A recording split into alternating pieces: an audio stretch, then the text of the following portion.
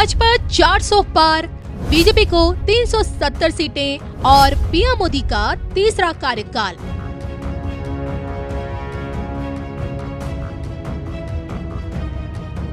इसी सोच के साथ मोदी सरकार का रथ चुनावी रण में उतर चुका है।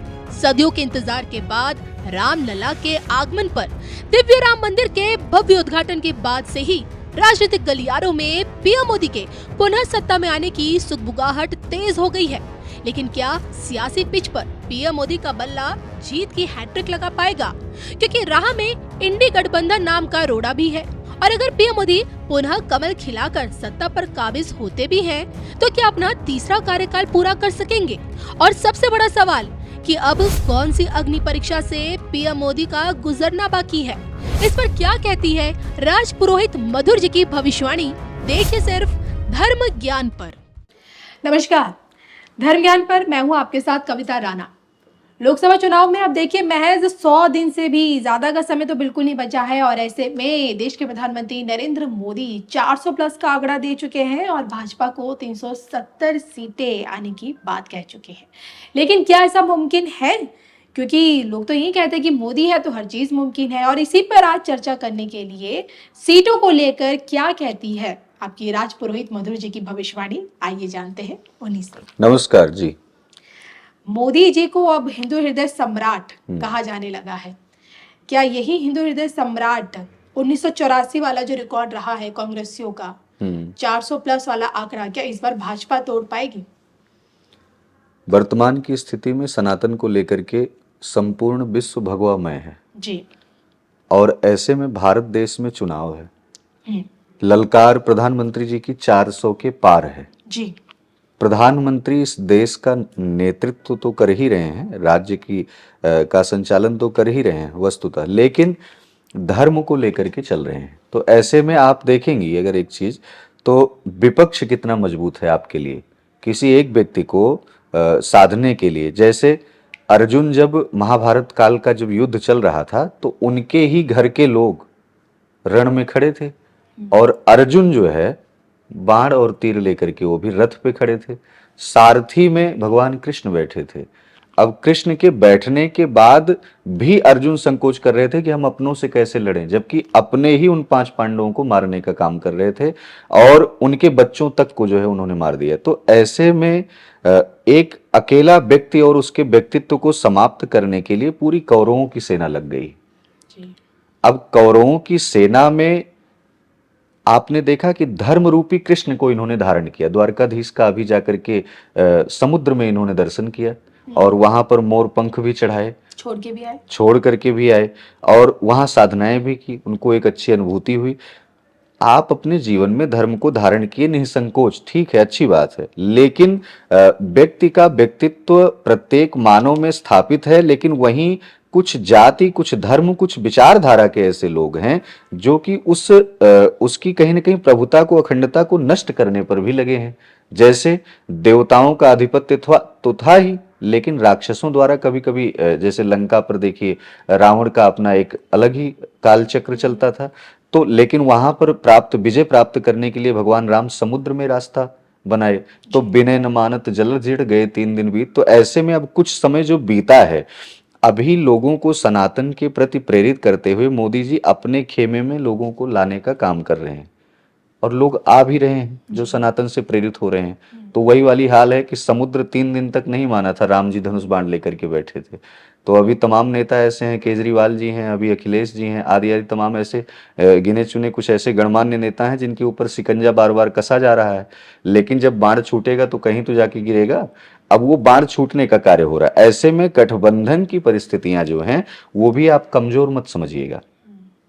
प्रत्येक प्रदेशों में गठबंधन का भी एक अपना अस्तित्व है, लेकिन यदि देखा जाए कि मोदी के पक्ष में कितनी सीटें आ रही हैं, तो 400 पार का नारा तो उन्होंने दे दिया है, लेकिन वस्तुतः 365 से लेकर के और 380 के बीच में, 65 से लेकर के 80 के बीच में ऐसी परिस्थितियां हैं कि सामान्य रूप से इनको विजय मिलेगी।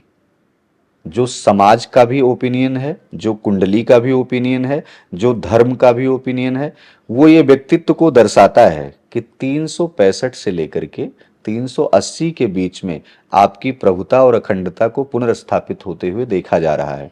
रही बात कि आप सत्ता में दोबारा से आएंगे, आने के बाद सत्ता का संचालन भी आप करेंगे, ऐसा भी नेतृत्व तो इन्हीं के रूप में दिखाई पड़ रहा है। चीजों को लेकर के चुनाव भी इन्हीं के चेहरे पे ही होगा, धर्म के नाम पर होगा, राम के नाम पर चुनाव। अभी तक जैसे लोग विपक्ष इनको कहता था कि राम के नाम पर जीत रहे हैं, लेकिन राम के नाम पर इन्होंने काम किया।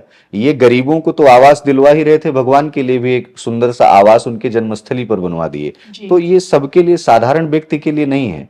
ये आप समझिए कि जैसे विश्वकर्मा और विश्वामित्र आदि जैसे महामुनि पैदा थे, उन्हीं मुनियों में श्रेष्ठ होकर के आदरणीय नरेंद्र मोदी जी भी आए हैं। तो संत कभी न कभी ऐसा भी होता है कि वो अपना किसी उत्तराधिकारी को भी चुनता है, किसी न किसी व्यक्तित्व को निकाल करके ले आता है जो सत्तारूढ़ कराता है।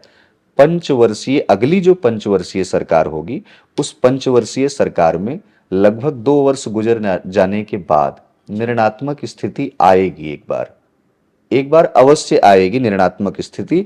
उन निर्णयों पर निर्णय लेना, ये प्रधानमंत्री जी के लिए बहुत महत्वपूर्ण विषय होगा। अग्नि परीक्षा से गुजरेंगे। हाँ, 24 के बाद 24 के चुनाव में इनका विजय रथ संपूर्ण विश्व में पताका फहलाएगा, भारत राष्ट्र में पताका फहलाएगा।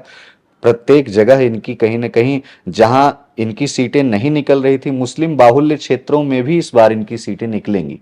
मुस्लिम भी सनातन के प्रति प्रेरित होकर के, भगवान राम के दर्शन कितने मुस्लिमों ने किए, तो ऐसे में इस बार सीटें मुस्लिम भी इनको दे रहे हैं। बहुत सारे लोग, 7-20 करोड़ मुसलमान जो है, उसमें से आप मान के चलिए कम से कम पूरे भारतवर्ष में यदि देखा जाए तो लगभग 1/4, मतलब 5 करोड़ मुसलमान इस समय भारतीय जनता पार्टी के साथ में हैं, लेकिन और उन्हें तोड़ने का काम भारतीय जनता पार्टी कर रही है कि वो कहीं ना कहीं अपनी विचारधाराओं को बदल करके, और लोग आ भी रहे हैं, उन माताओं को आप समझिए, जैसे जो इस्लाम है, इस्लाम में माताओं को संपूर्ण रूप से ढक करके चलने का, क्या माताओं को अपनी खुली जिंदगी जीने का अधिकार नहीं है?